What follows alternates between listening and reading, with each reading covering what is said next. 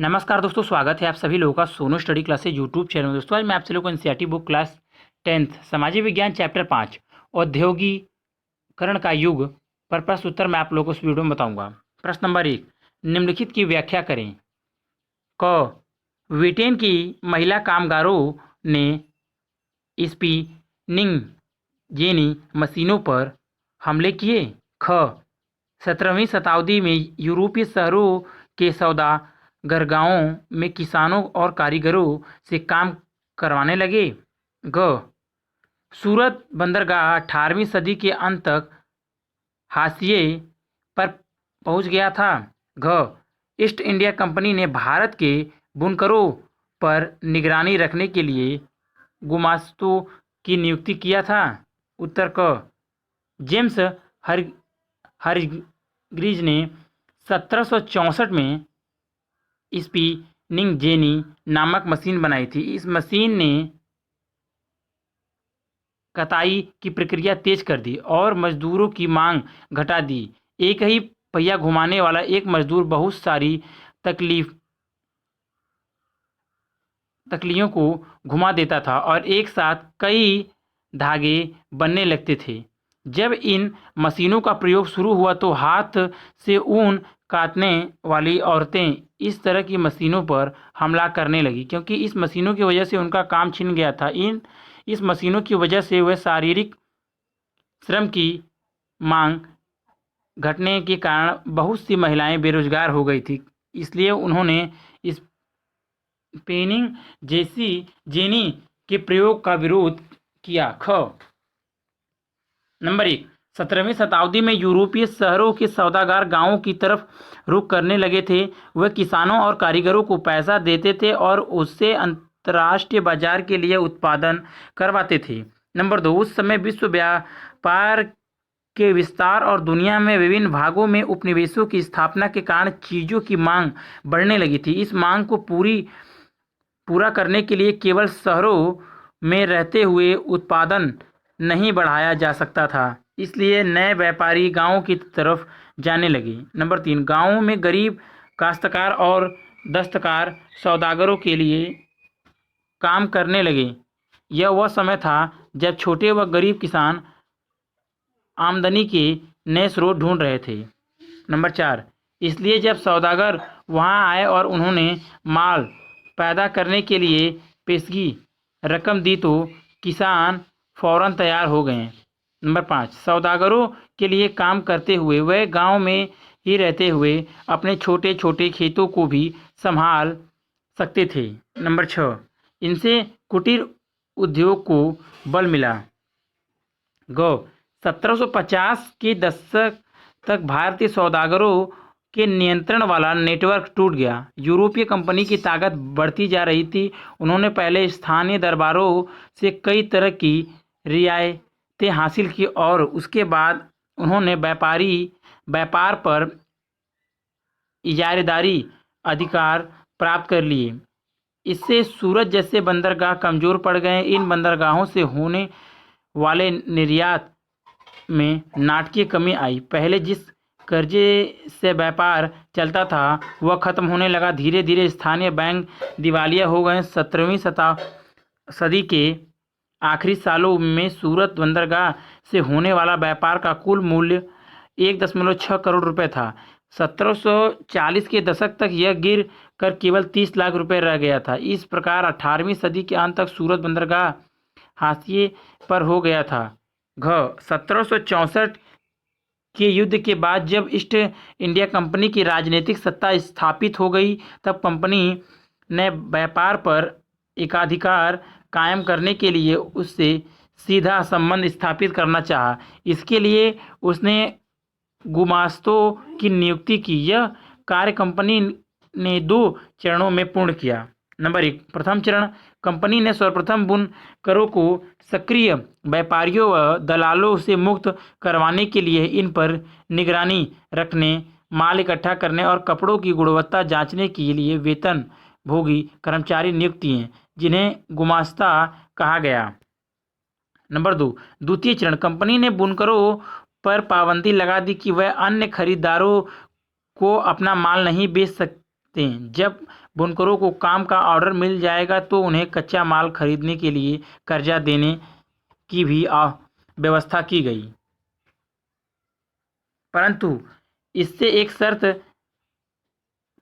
इसमें एक शर्त यह रखी गई कि जो कर्जा लेगा वह अपना माल गुमास्ता को ही बेचेगा। परंतु जल्द ही गुमास्तों और बुनकरों के बीच टकराव की स्थिति उत्पन्न हो गई, क्योंकि एक तो गुमस्ते तैयार माल की उचित कीमत नहीं देते थे, दूसरे यदि कोई बुनकर समय पर माल तैयार नहीं कर पाता तो उसे दंड देते थे, जैसे कोड़े मारना। इस व्यवस्था से बुनकर की स्थिति दयनीय हो गई, क्योंकि जहां उन्हें अपने माल की उचित कीमत नहीं मिल रही थी वहीं वे कंपनी के कर्जे तले भी दबते जा रहे थे। प्रश्न नंबर 2, प्रत्येक वक्तव्य के आगे सही या गलत लिखें। क 19वीं सदी के आखिर में यूरोप की कुल श्रम शक्ति का 80% तकनीकी रूप से विकसित औद्योगिक क्षेत्र में काम कर रहा था। सही। ख 18वीं सदी तक महीन कपड़े के अंतर्राष्ट्रीय बाजार पर भारत का दबदबा था। सही। ग अमेरिकी गृह युद्ध के फलस्वरूप भारत के कपास निर्यात में कमी आई। गलत। घ प्लाई शटल के आने से हथकरघा कामगारों की उत्पादकता में सुधार हुआ। सही। प्रश्न नंबर 3, आदि औद्योगिकरण का मतलब बताएं। उत्तर, औद्योगिकीकरण का इतिहास प्रारंभिक फैक्ट्रियों की स्थापना से शुरू होता है। इंग्लैंड और यूरोप में फैक्ट्रियों की स्थापना से भी पहले ही अंतर्राष्ट्रीय बाजार के लिए बड़े पैमानों पर औद्योगिक उत्पादन होने लगा था। यह उत्पादन फैक्ट्रियों में नहीं होता था। बहुत सारे इतिहासकार औद्योगिकरण के इन चरणों को पूर्व औद्योगिकीकरण कहते हैं।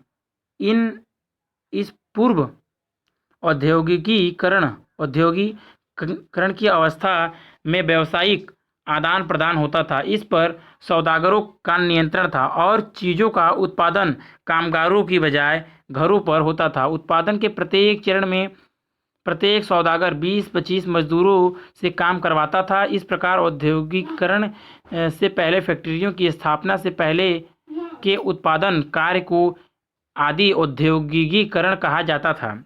चर्चा करें। प्रश्न नंबर 1, 19वीं सदी के यूरोप में कुछ उद्योगपति मशीनों की बजाय हाथ से काम करने वाले श्रमिकों को प्राथमिकता क्यों देते थे।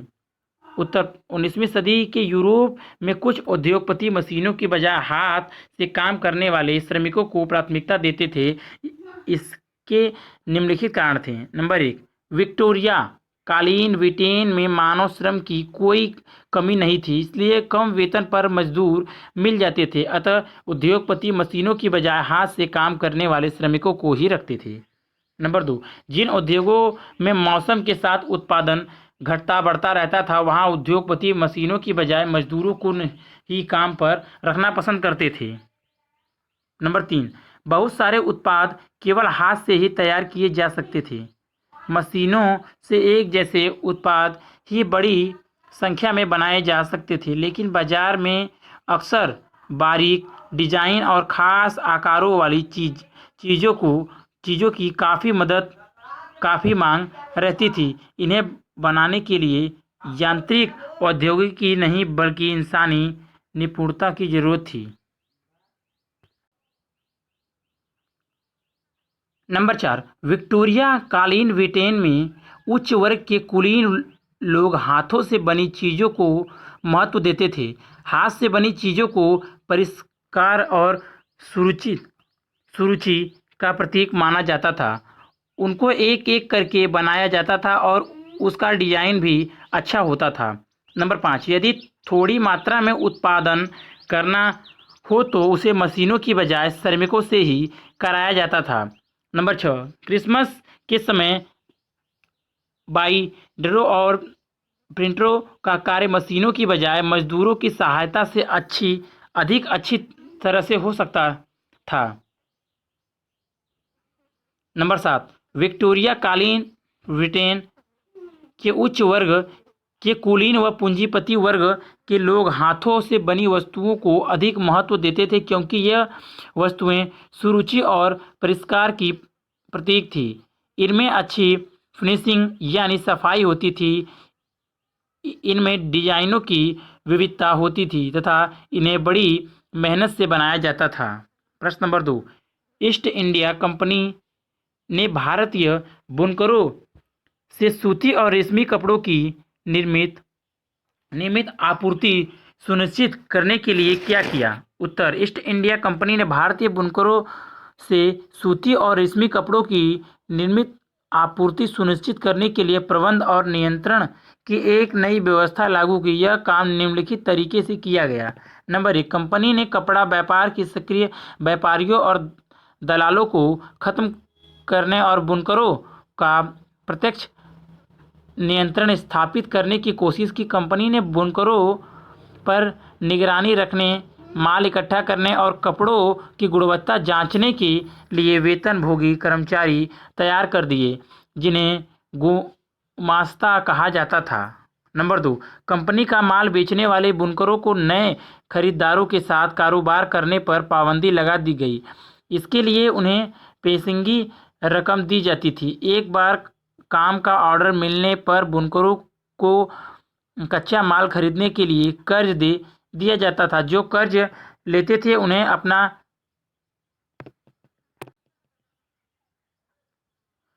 बनाया हुआ कपड़ा गुमास्ता को ही देना पड़ता था। उसे वे और किसी व्यापारी को नहीं बेच सकते थे।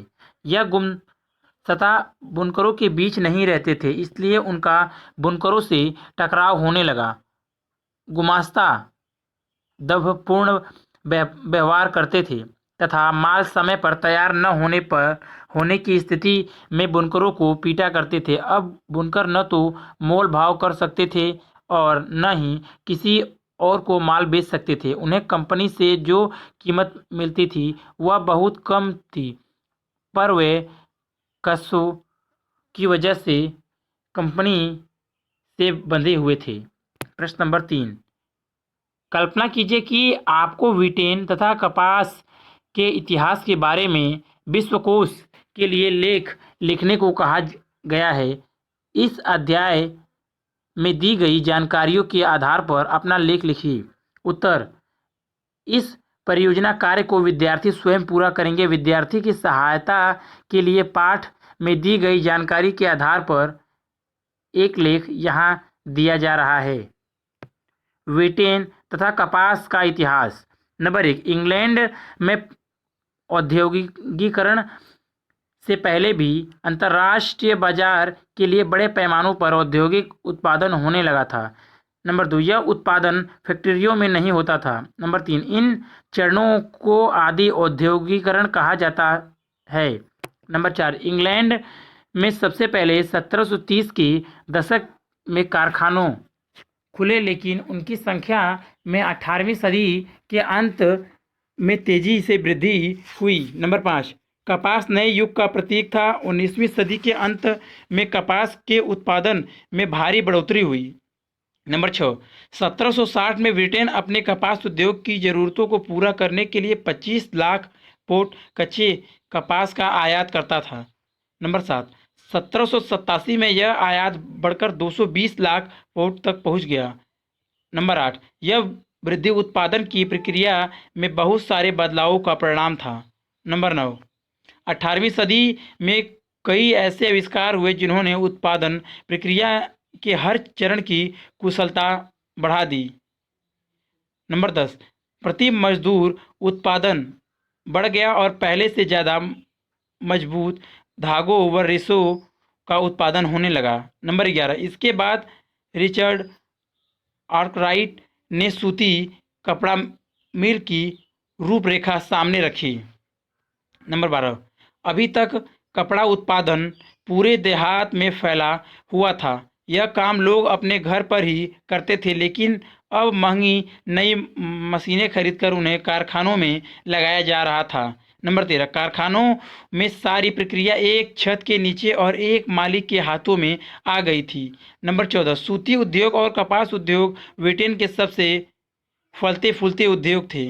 नंबर 15 कपास उद्योग 1840 के दशक तक औद्योगिकरण के पहले चरण में सबसे बड़ा उद्योग बन चुका था। नंबर 16 जब इंग्लैंड में कपास उद्योग विकसित हुआ तो वहां के उद्योगपति दूसरे देशों से आने वाले आयात को लेकर परेशान दिखाई देने लगे। नंबर 17 उन्होंने सरकार पर दबाव डाला कि वह आयातित कपड़े पर आयात शुल्क वसूल करे, जिससे मैनचेस्टर से बने कपड़े बाहरी प्रतिष्ठा के बिना इंग्लैंड में आराम से बिक सके। नंबर 18 दूसरी तरफ उन्होंने ईस्ट इंडिया कंपनी पर दबाव डाला कि वह ब्रिटिश कपड़ों को भारतीय बाजारों में भी बेचे। नंबर 19 1860 के दशक में बुनकरों के सामने नई समस्या खड़ी हो गई। नंबर 20 उन्हें अच्छी कपास नहीं मिल पा रही थी। नंबर 21 जब अमेरिकी गृह युद्ध शुरू हुआ और अमेरिका से कपास की आमद बंद हो गई तो ब्रिटेन भारत से कच्चा माल मांगने लगा। नंबर 22 प्रथम विश्व युद्ध के बाद आधुनिकीकरण न कर पाने और अमेरिका जर्मनी में जापान के मुकाबले कमजोर पड़ जाने के कारण ब्रिटेन की अर्थव्यवस्था चरमरा गई थी। नंबर 23 कपास का उत्पादन बहुत कम रह गया था और ब्रिटेन से होने वाले सूती कपड़ों के निर्यात में जबरदस्त गिरावट आई।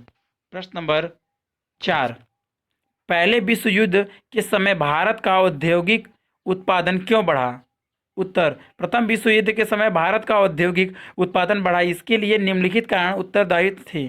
नंबर 1 ब्रिटिश कारखाने सेना की ज़रूरतों को पूरा करने के लिए युद्ध संबंधित उत्पादन में व्यस्त थे, इसलिए भारत में मैनचेस्टर के माल का आयात कम हो गया। भारतीय बाजारों को रातों रात एक विशाल देसी बाजार मिल गया। नंबर 2 भारतीय कारखानों में भी फौज के लिए सूट की बोरियां, फौजियों के लिए वर्दी के कपड़े, टेंट और चमड़े के जूते, घोड़े व खच्चर की जीन तथा बहुत सारे अन्य सामान बनने लगे। नंबर 3 नए कारखाने लगाए गए। पुराने कारखाने कई पालियों में चलने लगे, बहुत सारे नए मजदूरों को काम मिल गया। उद्योगपतियों के साथ साथ मजदूरों को भी फायदा हुआ, उनके वेतन में बढ़ोतरी होने से उनकी काया पलट हो गई।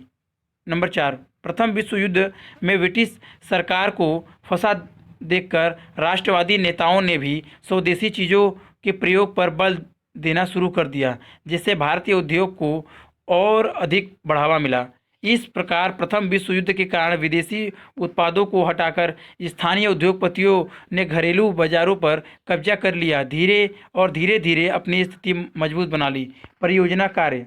प्रश्न नंबर 1 अपने क्षेत्र में किसी एक उद्योग को चुनकर उसके इतिहास का पता लगाएं। उसकी औद्योगिकी किस तरह बदली, उसमें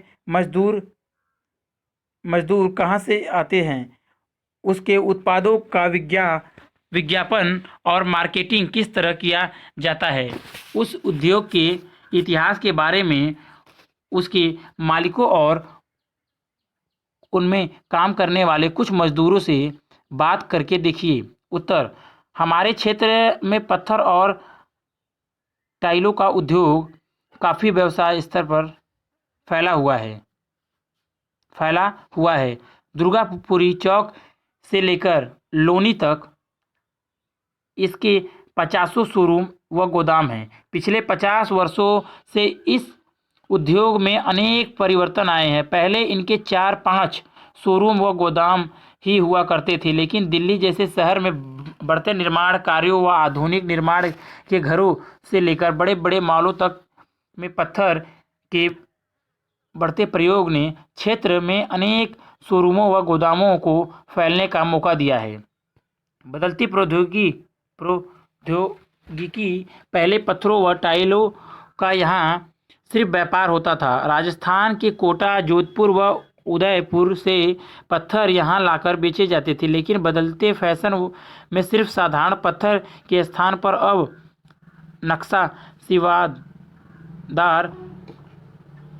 नक्काशीदार पत्थरों तथा पॉलिश किए गए पत्थरों की मांग ने यहाँ पत्थरों की कटाई, तराशी और पॉलिश की तकनीक में बहुत परिवर्तन ला दिया है। मशीनों द्वारा यहाँ पत्थरों को विभिन्न आकारों व डिजाइनों में काटा व तराशा जाता है। राजस्थान से लाए गए पत्थरों को विदेशों से लाए गए पत्थरों के साथ मेल करके पत्थरों की डिजाइनदार टाइलें बनाई जाती हैं। दीवारों व ड्राइंग रूम के लिए पत्थरों को लकड़ी व प्लास्टिक के फ्रेमों में भी जोड़ा तथा जड़ा जाता है। इसके लिए कुशल कारीगर व आधुनिक उपकरणों का प्रयोग किया जाता है। इन गोदामों व शोरूमों पर दो तरह के मजदूर होते हैं। एक तो वह जो सिर्फ पत्थरों की तुड़ाई का काम करते हैं, वह दूसरे वो जो उसकी कटाई व गढ़ाई का काम करते हैं। धुलाई की मजदूरी करने वाले मजदूर प्राय बिहार, उड़ीसा व उत्तर प्रदेश से यहाँ आते हैं और पत्थरों की नक्काशी व पॉलिश व घिसाई कटाई करने वाले मजदूर राजस्थान व कटकी से यहाँ आते हैं। इन उद्योग के कुछ मालिकों व मजदूरों से बात करके पता चला कि यह उद्योग यहाँ 50-60 सालों से चल रहा है तथा चूँकि यह जगह औद्योगिक क्षेत्र के रूप में घोषित नहीं है, इसलिए यहाँ के मालिक व मजदूर सरकारी उत्पीड़न के शिकार हैं तथा क्षेत्र में उद्योग के भविष्य को लेकर चिंतित हैं। इसके उत्पादों का विज्ञापन और मार्केटिंग के बारे में पूछने पर बताया कि उन्हें इसके लिए विशेष प्रयास व उपाय करने की ज़रूरत नहीं पड़ती। दिल्ली व उसके आसपास इस तरह की कुछ एक जगह ही हैं, जैसे मंगोलपुरी, कीर्तिनगर आदि तथा निर्माण कार्य में लगी कंपनियां व लोग स्वयं ही अच्छे पत्थरों व टाइलों की खोज में यहाँ स्वयं आते हैं तथा इन क्षेत्र में अच्छी क्वालिटी व कीमत कम होने के कारण इन्हें अपना ग्राहक बनाने के लिए तरह की कोई दिक्कत नहीं होती। बस स्थानीय निकायों की शक्ति ने कुछ लोगों को अपने शोरूम व गोदामों को अत्यंत स्थानांतरित करने के लिए मजबूर कर दिया है। 50-60 वर्षों से चल रहे इस उद्योग का भविष्य सरकार की नीतियों के ऊपर निर्भर करता है। अगर वीडियो अच्छी लगी तो वीडियो को लाइक करें, शेयर करें, कमेंट करें और नेक्स्ट वीडियो के लिए चैनल को सब्सक्राइब जरूर करें। Thank you for watching.